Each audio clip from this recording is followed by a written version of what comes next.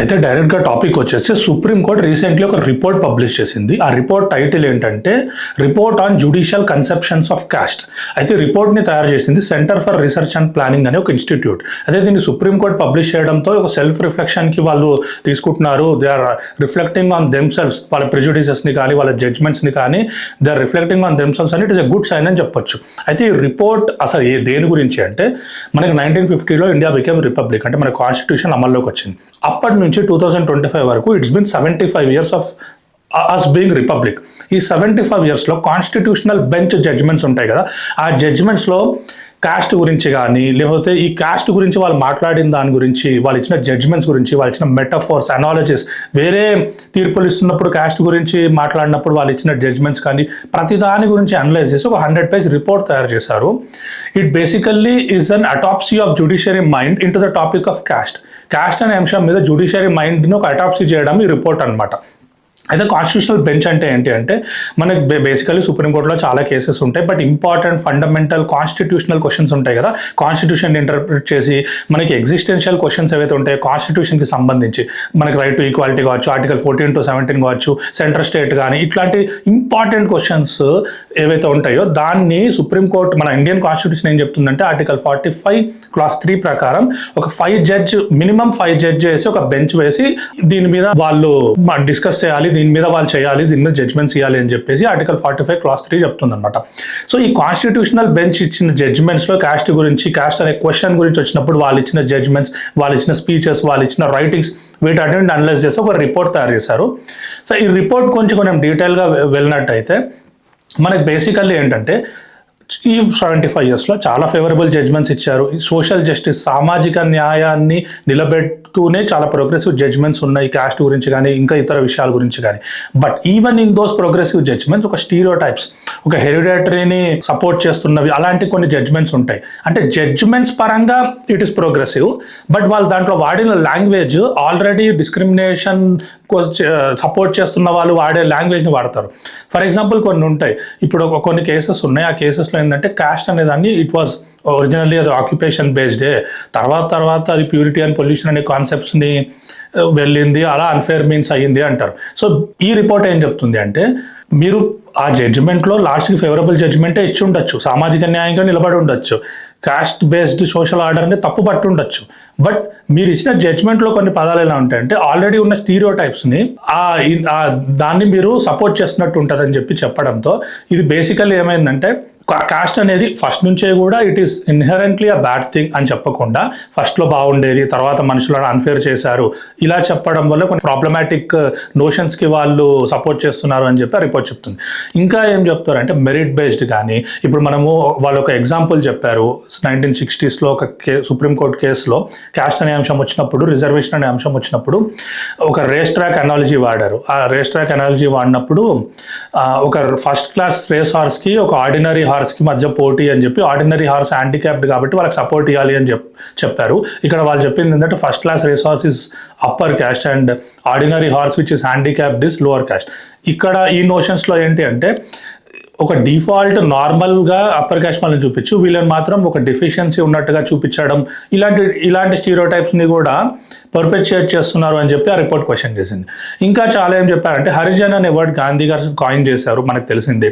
నేను ఇంతకుముందు ఒక వీడియోలో చెప్పాను, హరిజన్ అనే టర్మ్ అఫెన్సివ్గా ఫీల్ అయ్యారు అని చెప్పి, షెడ్యూల్ కాస్ట్ వీళ్ళందరూ హరిజన్ అనే టర్మ్ని అఫెన్సివ్గా ఫీల్ అయ్యారు అని చెప్పేసి. అండ్ ఈవెన్ సుప్రీంకోర్టు కూడా ఆ వర్డ్ని వాడొద్దు అని చెప్పింది, మన అఫీషియల్ కమ్యూనికేషన్స్లో వాడొద్దు అని గవర్నమెంట్ కూడా చెప్పింది. That word is actually banned. But Supreme Court జడ్జ్మెంట్లో విఆర్ కృష్ణ అయ్యర్ అనే ఒక judge he use the term Harijan. Administration అనేది గుడ్ గవర్నమెంట్ రన్ చేయడానికి ఉంటుంది కానీ హరిజన్స్కి జాబ్స్ ఇవ్వడానికి కాదు అని వాడాడు.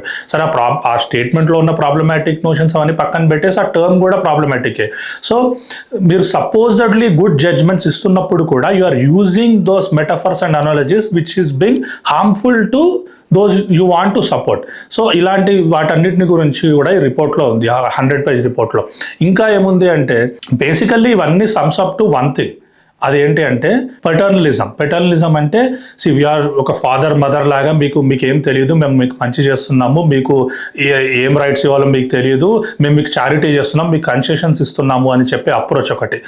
ఇది ఎందుకు రాంగ్ అంటే India believes in rights based approach and ఎవరైతే అణగదొక్కబడి ఉంటారో, ఎవరైతే డిస్ప్రివిలేజ్డ్ ఉంటారో, ఎవరైతే అన్ఫార్చునేట్లీ సొసైటల్ ఎక్స్క్లూషన్స్ వల్ల, సిస్టమిక్ ఎక్స్క్లూషన్స్ వల్ల వాళ్ళని అణగదొక్కబడి ఉంటారో వాళ్ళకి రైట్స్ బేస్డ్ అప్రోచ్ కావాలి, వాళ్ళకి హక్కులు కావాలి.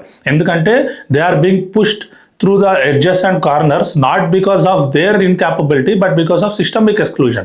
సో వాళ్ళకి రైట్స్ బేస్డ్ అప్రోచ్ కాకుండా వీళ్ళకి ఏదో మేము ఫేవర్ చేస్తున్నాం, మీకు కన్సెషన్ ఇస్తున్నాం, మీకు డొనేట్ చేస్తున్నాం, మీకు ఫిలాంథ్రఫీ చేస్తున్నాం, మీకు చారిటీ చేస్తున్నాం అనే విధంగా కొన్ని జడ్జ్మెంట్స్ ఉంటాయి.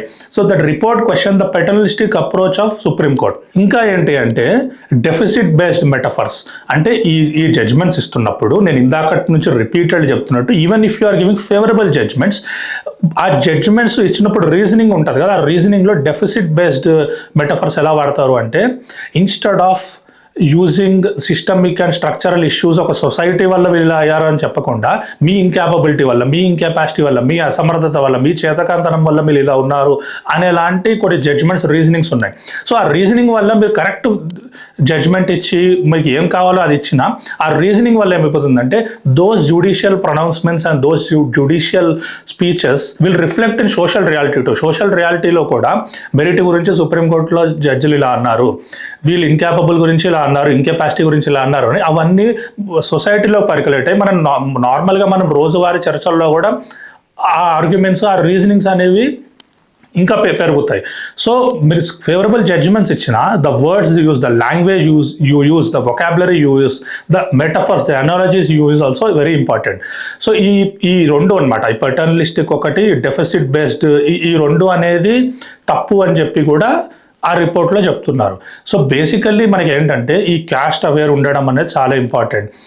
మోస్ట్లీ మనకి ఏమైపోతుంది అంటే, even those who believe that caste discrimination existed, they say that caste is a relic of the past.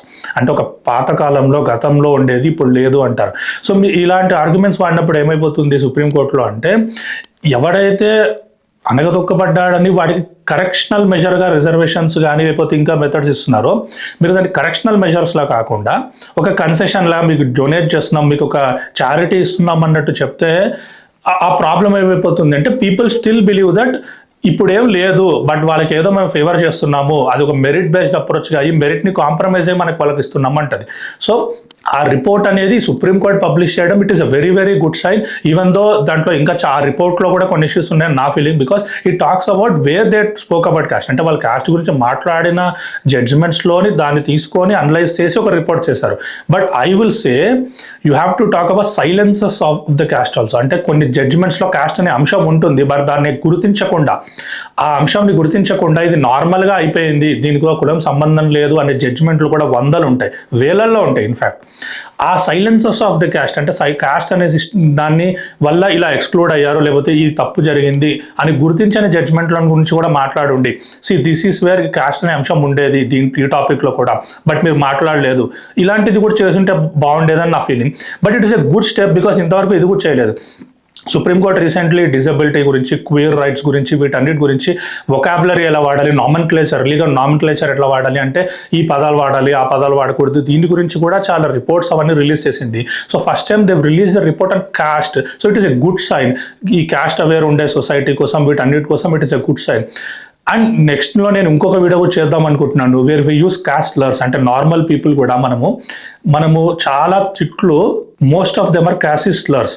అంటే మనం పింజారీ కానీ ఇట్లాంటివన్నీ మనం మామూలుగా తిడుతూ ఉంటాం, బట్ ఆ తిడుతున్నవన్నీ క్యాస్ట్ పదాలే, మనం అన్ని ఒక లోవర్డ్ క్యాస్ట్ వాళ్ళనే తిడుతూ ఉంటాం.